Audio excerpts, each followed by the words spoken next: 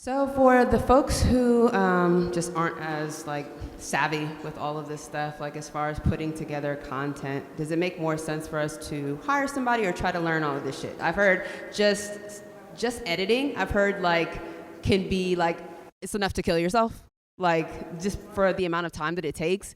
And if you're trying to get started, it could be really easy to get just stuck trying to make content and not get any further in your business because you're like, fuck, this editing thing, I don't even know what I'm doing. And then even if you know what you're doing, it just still takes a lot of time. 100%. So I think the question I'm asking is, for somebody who is trying to get started but wants to make content, what does it look like to have maybe more like a kind of an all-in-one sort of package, or working with somebody to have all of these things done? And what would you say is reasonable, right? To work with somebody on that. Good question. I don't know that I would. We provide this service to my clients. I have a client who spends probably between $10,000 and $14,000 a month on content alone. And we don't film for him. That's just produced content. And so it's super laborious. Content production in your business is the most laborious segment of the effort. And so I have created a solution to this that I think is better, which is do not plan to edit it at all. Instead, create a discipline, a habit, or a routine that guarantees the result. So can you pull up measurablegenius.com/LP/prestige? I'm not telling you to go do this, although I think you definitely should. This is a strategy that you can follow to become like an influencer in your niche and do no editing whatsoever. So the answer to your question is to do a weekly show. And I'm saying show. Show, the word is show. It's not podcast, it's not Facebook Live, it's show. So what does this say? Join the free challenge to transform into the leading personal brand in your sandbox, becoming the star of your own show. The show is happens to be on Facebook. It happens to be on Facebook Live. And in fact, a podcast is a show. How many of you understand that? A podcast is a show. It's like another one of those words that has become fucking weird because it's a technology and a concept two in one. But if we boil it down to its essence, it's a show. You were in our challenge. Okay. So can you come and tell them about it? Will you share here, real quick before she talks? Pick a day and a time every single week. We're going back in time to the land of actual television, you guys. This is called appointment broadcasting. Every Wednesday at 11:45, you can tune into my Facebook page to watch my weekly show. It's called Incremental Progress. What does that make us do? It means every week, I'm guaranteed to have what? Content.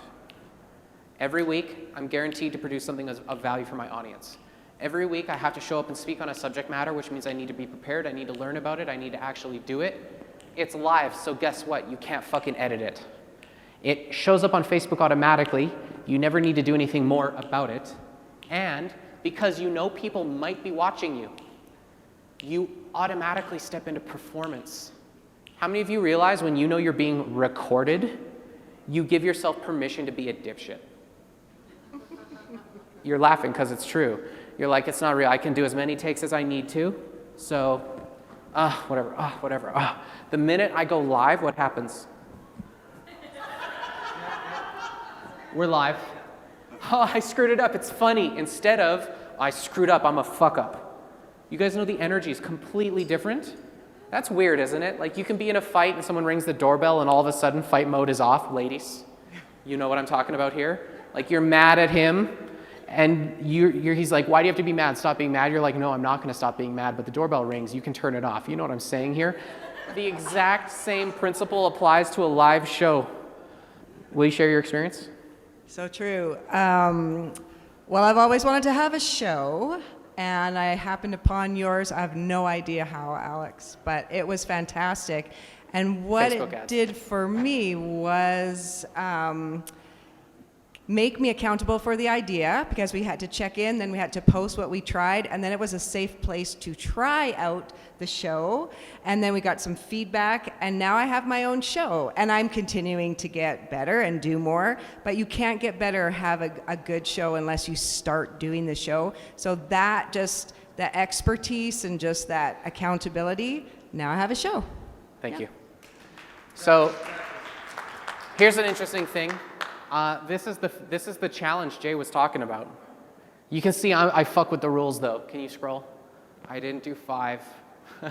I know I did 4 with 7 lessons and 3 group coaching calls. I was like, you know what? They're all going to do 7 ridiculously intense lessons in the first week for sure. And then every week after that, they'll do an episode. They'll just get their episode done. Yeah, none of that happened. But what we did have was 3 group calls with like 25 people on it. Just kept coming back. I had to do a bonus group call. I think we ended up doing 4 2-hour group calls or something like that to support this. Jay Fazette's show came out of this challenge. Sue's show came out of this challenge. Tom Birchall's show came out of this challenge. I think there's 5 or 6 people in this room who are doing a weekly show because of this challenge. And Jay has now what? Bundled his fucking show into this JV Mastery. So you could say that I should earn a royalty on that, probably. I should negotiate that later in retrospect. No, I'm just kidding. I'm just thinking a consumer should call it content, and a business owner should call it an asset. Well, a show, every episode of your show, Disney Plus is launching, yes? They're going to load it up with what, 874 movies and something like 40 different seasons of TV, what? TV shows. They're assets, of course. Of course, because guess what I get out of a 45-minute show? How many pieces of micro content do you think I can cut from a 45-minute show? A lot, no, 20, between 15 and 30. Well, the pictures, yeah, but I mean like concepts, right? Go ahead. Probably going to answer my own question here, but dollar for dollar, you would suggest a show over a podcast any day of the week? A show, yeah, because it's on video, and if you're going to do a podcast, call it a show anyway. Like, you know, everyone makes it, it's so interesting. It's just terminology, right? I'm just mentally masturbating with some words. But like, hi guys, welcome to my podcast. Oh, cool, another podcast. Hey, what's up? My name's Alex. I've got a show. The energy's different. We've done that a couple times this week. It's a different energy, right? But 100%, because here's the other thing. I would not ever be caught dead producing an episodic piece of content without capturing that shit on video, period. The fact that people will sit across the table from each other and spend an hour capturing audio only, when video is the most precious asset you can possibly create for your business, is mind-boggling to me. Because what? They don't love themselves? They don't want to see themselves on video? Like, what's the deal there? Or they just didn't think of it? I would be absolutely not producing a podcast without calling it a show and turning on a video camera. Yeah.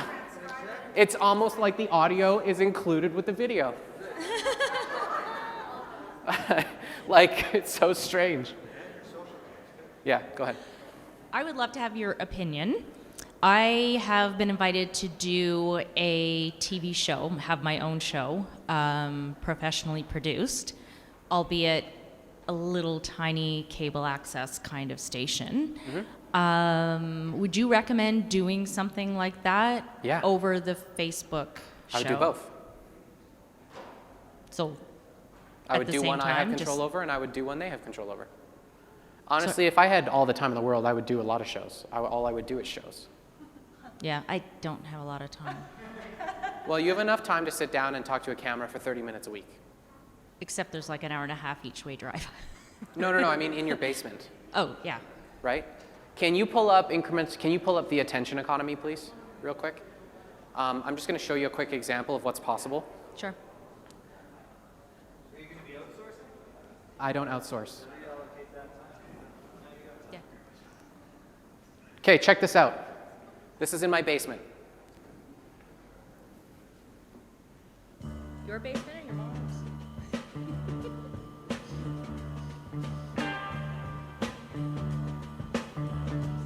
Welcome to today's episode of Incremental Progress. Do you see episode these 5. drywall screws? Today I'm going to talk to you about why you need to be dumping money into Facebook. But before we get into the topic, I'd like to welcome you to the show. Thank you for watching. Thanks for tuning in. And thank you for your attention. Today, attention is definitely going to be one I'm of the most encouraging you to give significant yourself topics of permission to be conversation, fucking amazing. And it's something that I believe In your basement. many entrepreneurs significantly agree? overlook and underleverage. when Jay they're is now focusing on their amazing in marketing. his My name is basement also. Alexander. I'm the CEO of Measurable Genius. My mission is to help Listen, business like, owners and this entrepreneurs is find their Steven, story, acquire new leads, okay? and scale their This business. janky As you camera know, movement, a critical people component call it to your artistic. ability to grow your business is your ability to attract and acquire attention online, offline. It is So artistic. that you can grow your business. You can't do any of that without attention. It is an You're artiste. facing challenges in your ability to acquire new leads. And I just say that because even if you are Kill acquiring this. new leads, I'm certain you want more. Sure. Probably.